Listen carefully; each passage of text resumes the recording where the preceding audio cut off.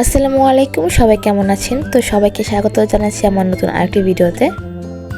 তো সকালে ঘুম থেকে উঠে দেখি কুয়াশার জন্য আশেপাশে কিছু দেখা যাচ্ছে না। তো ভালোই ঠান্ডা ছিল তখন। তো আমরা এবার যেহেতু প্ল্যান ছাড়া গিয়েছি, তো আমরা যখনই যাই তার কিছুক্ষণ আগেই আমাদের মোটামুটি একটা প্ল্যান সেট করা থাকে। তো এখন আমরা ঘুম থেকে উঠে চিন্তা করতেছি যে কোথায় যাব। এরপর আমরা চিন্তা ভাবনা করলাম যে আমরা আশেপাশেই যাই, আমরা হিমছড়ি পাহাড়ে যাব। এরপর যদি সময় থাকে তাহলে আমরা আরেকটা জায়গায় যেতে পারি। আমরা চিন্তা ভাবনা করে রেখেছি একটু আগে বের হব। তো চিন্তা ভাবনা করলে কি আর হয়, সেটা তো আর হয় না। সব কিছুই একদম অলসতার মতো লাগতেছে। তো এরপর চিন্তা করলাম যে না, যখন আমরা রেডি হব তখনই যাব, তাড়াহুড়ার কিছুই নেই। আর যেহেতু আমরা এবার রিল্যাক্স ট্যুর দিচ্ছি, তো রিল্যাক্সই সব কিছু হবে।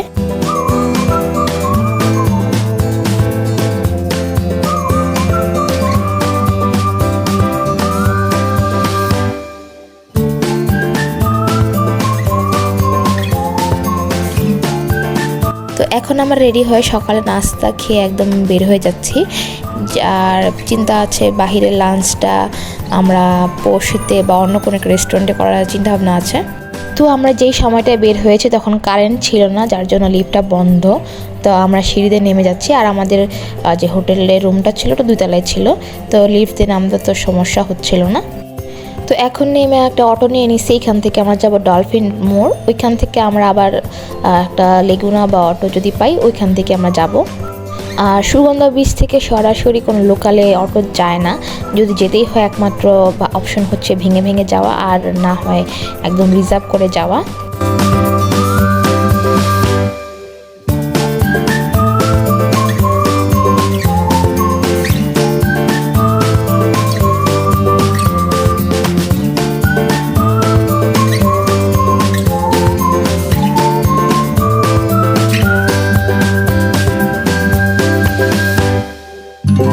তো এরপর আমরা ডলফিন মোড়ে এসে আবার একটা অটো নিয়ে নিয়েছি।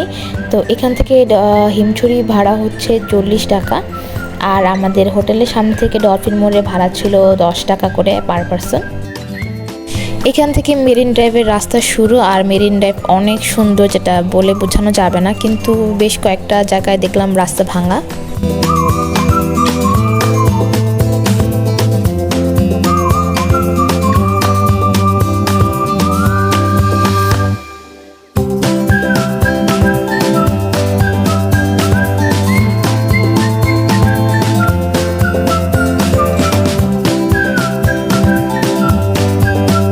তো এইখানে কোন ক্লিপসটা রেখে কোন ক্লিপসটা দিব সেটাই বুঝে উঠতে পারছি না, কারণ কি সব জায়গাটাইতে সুন্দর লাগতেছে ভিডিওতে।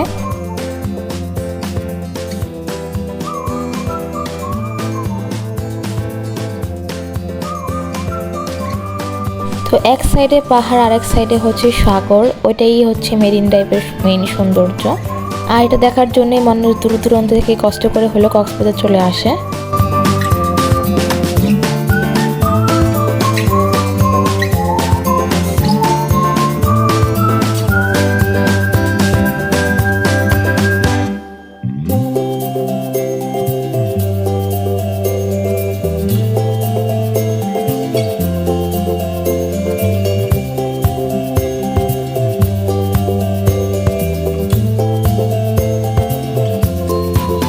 তো অটোতে ঘুরতে ভালোই লাগতেছে। এখন আমরা চলে আসছি হিমছড়ি পাহাড় এইখানে।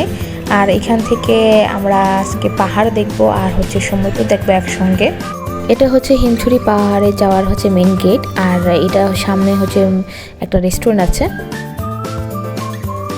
আর এই গেটের ভিতরে অনেকগুলো দোকান আছে, আপনারা চাইলে এখান থেকে শপিং করে নিতে পারেন, অনেকে এগুলো পছন্দ করে অনেক।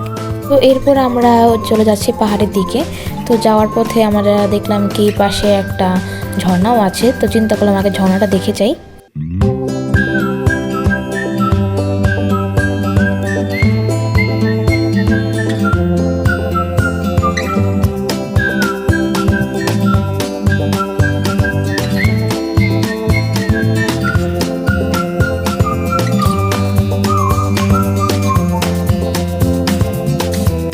তো হিমছড়ি পাহাড়ে এখানে ওঠার জন্য 20 টাকা লাগে গেটে, এছাড়া তেমন কোনো টাকা লাগে না। আর ভিতরে টুকটাক অনেক দোকান আছে, এখান থেকে আপনারা চাইলে আচার কিনে নিতে পারেন বা যাবতীয় যা যা লাগে এগুলো কিনে নিতে পারেন এখান থেকে।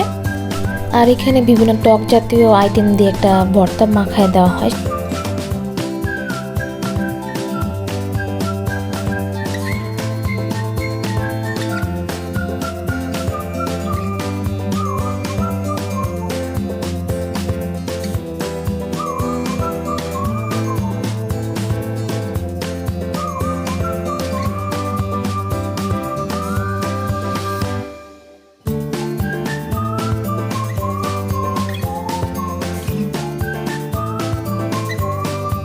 তো এটার সামনেই হচ্ছে ঝর্ণা, আর ঝর্ণাতে তেমন পানি ছিল না, আর এটা হচ্ছে নর্মাল একটা ঝর্ণা, এটাতে তেমন বেশি পানি হয় না। তো আমরা এখানে কিছুক্ষণ ছবি টবি তুলে নিলাম।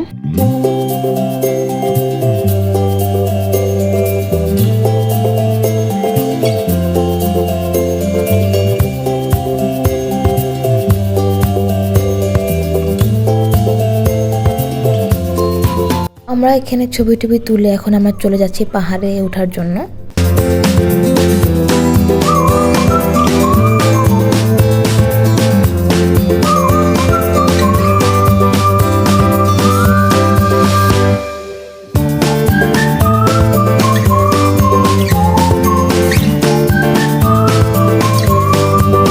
তো আমি এখানে যাওয়ার সময় যে ভর্তাগুলো দেখলাম মাখানো ছিল, তো ওটা আমার ইচ্ছা করছিল খাওয়ার জন্য।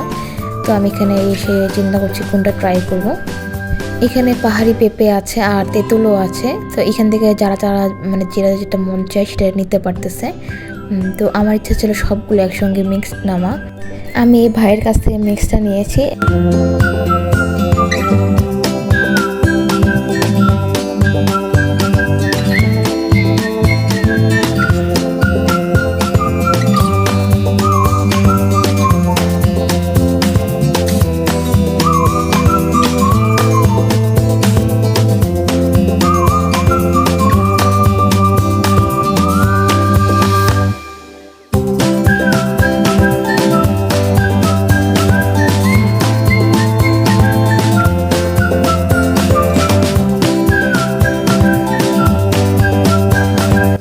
এখন আমরা উঠছি একটা পর একটা সিঁড়ি পার হয়ে।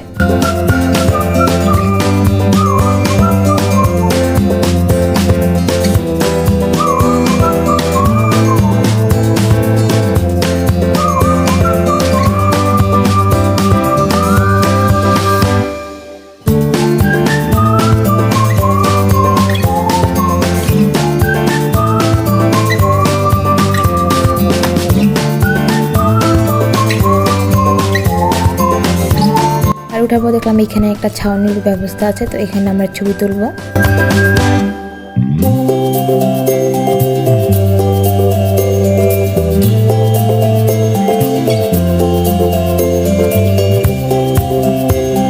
এরপর আমরা আবার ওঠা শুরু করলাম। তো একটার পর একটা সিঁড়ি উঠতেছে, আর আশেপাশের দৃশ্যগুলো এত সুন্দর লাগতেছিল যেটা ভিডিওতে অত ভালো বোঝা যাচ্ছিল না।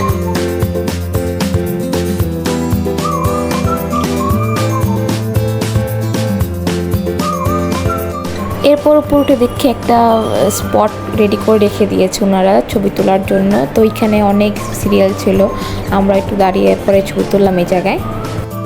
যেহেতু উইন্টার সিজন ছিল তো অত বেশি গরম লাগতেছিল না, আর এখানে রোদ যাওয়া যতটা দেখাচ্ছে অনেক বেশি, কিন্তু এতটাও লাগতেছিল না গায়ে, একদম ভালো লাগতেছিল, একদম নিরিবিলি আর স্নিগ্ধ পরিবেশ ছিল। আমরা যতটাই উপরের দিকে যাচ্ছিলাম ততটাই হচ্ছে পাহাড় আর সমুদ্রের দৃশ্যটা স্পষ্ট দেখা যাচ্ছিল। তো উপরেও কিছু খাবারের ব্যবস্থা আছে, আপনারা যারা এখান থেকে এসে কিছু খেয়ে নিতে পারেন। এখানে বেশ কিছু ফলের আইটেমস আছে, আপনারা এখান থেকে যে কোনো আইটেমস পিক করে নিতে পারেন। এখানে পাহাড়ি ফল আছে, এটার মধ্যে হচ্ছে তরমুজ, তারপর আবার হচ্ছে আনারস আর বড়ই ছিল, যেটা অনেক মজাদার ছিল। এখানে ওনাদেরকে বললে হচ্ছে একটা মিক্সড রেডি করে দেয়, যেটা অনেকগুলো ফল সাথে নিয়ে একসঙ্গে মিক্স করে থাকে। তো আইটেমটা ভালোই ছিল। তো এরপর আমরা হাঁটতে হাঁটতে একদম উপরের স্পটে চলে আসছি। তো এখানে আমরা বেশ কিছুক্ষণ সময় স্পেন্ড করেছি, ছবি তুলেছি, ভিডিও করেছি। তো এরপরে আমরা আশেপাশে দেখে কোথায় যাওয়া যায়। তো বেশ কিছুক্ষণ ঘোরাঘুরি করার পরে এখন আমরা চলে যাচ্ছি আবার।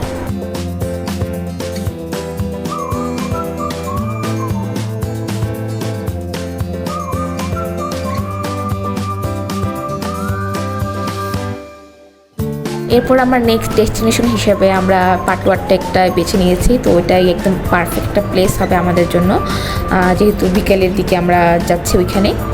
ইচ্ছে আছে আমাদের হচ্ছে সারা বিকালটা আমরা ওইখানে একটা টাইম স্পেন্ড করবো। এছাড়া আমরা ওইখানে সূর্যাস্তটা দেখবো, যেটা কিনা একদম পারফেক্ট প্লেস হবে আমাদের জন্য।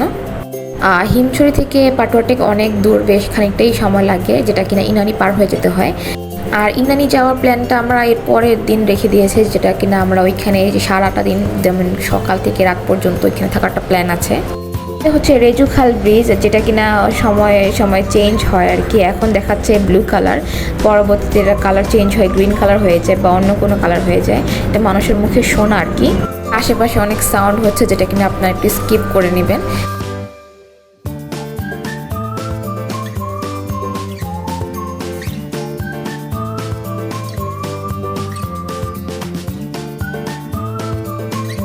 আর বলাই হয় না, আমরা হচ্ছে হিমছড়ি থেকে পাটুয়া টেক যাচ্ছি সিঙ্গেল ভাড়া দিয়ে, যেটা ভাড়া হচ্ছে 60 টাকা করে পার পারসন পড়েছে।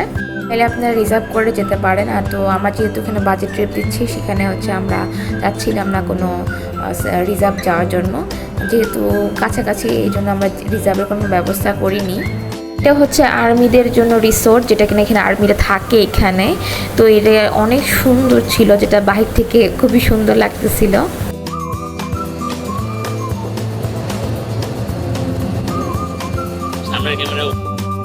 তো এটা হচ্ছে সেই ব্রিজটা যেখান থেকে সরাসরি সেন্ট মার্টিন যাওয়া হয়। এই ব্রিজটা অনেক বড়, আর রিসেন্টলি এখান থেকে অনেকেই সেন্ট মার্টিন গিয়েছে। তো আমাদের প্ল্যান ছিল হচ্ছে এখানে যাওয়ার, কিন্তু আর পরবর্তীতে প্ল্যানটা হয়নি।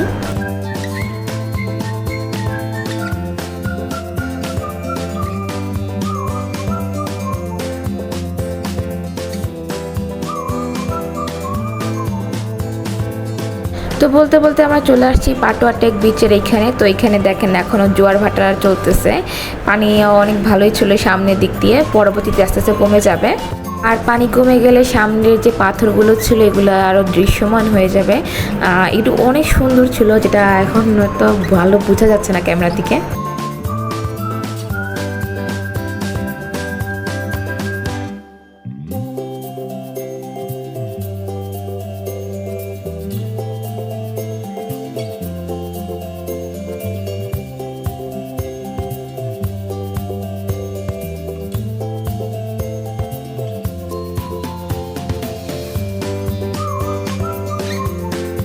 আমি তো এইখানে এসে একদম ক্রেজি হয়ে গেছি। দেখেন কি পরিমাণে দৌড়াচ্ছি, আমি লাফাচ্ছি, মানে বলে বোঝানো যাবে না, আমি এতটা খুশি হয়েছি এখানে এসে। আর সমুদ্র অনেক সুন্দর, যত দেখবেন ততই ভাল লাগে, যতই মানে তাকাবেন ততই মানে এটা সৌন্দর্য আরও বেশি বেড়ে উঠতেছে, মানে এতটাই ভালো লাগে দেখতে।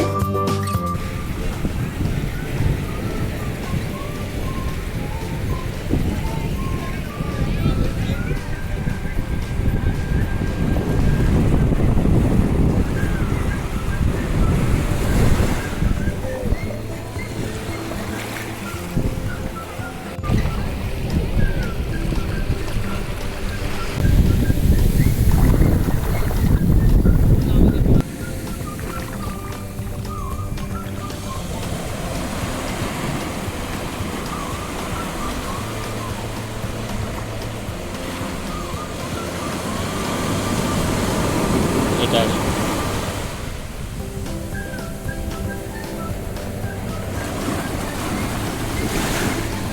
সামনে যাই হয়েছে একটু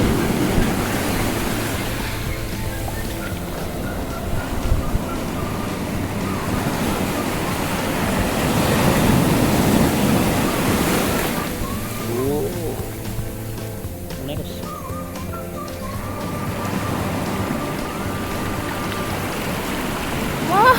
ওরা যে নিয়ে যেতেছে না। আর এখন এখানে পানি কিছু কমে যাচ্ছে, তো আস্তে আস্তে কমে যাওয়ার পরে পাথরগুলো বেশি উঠেছে।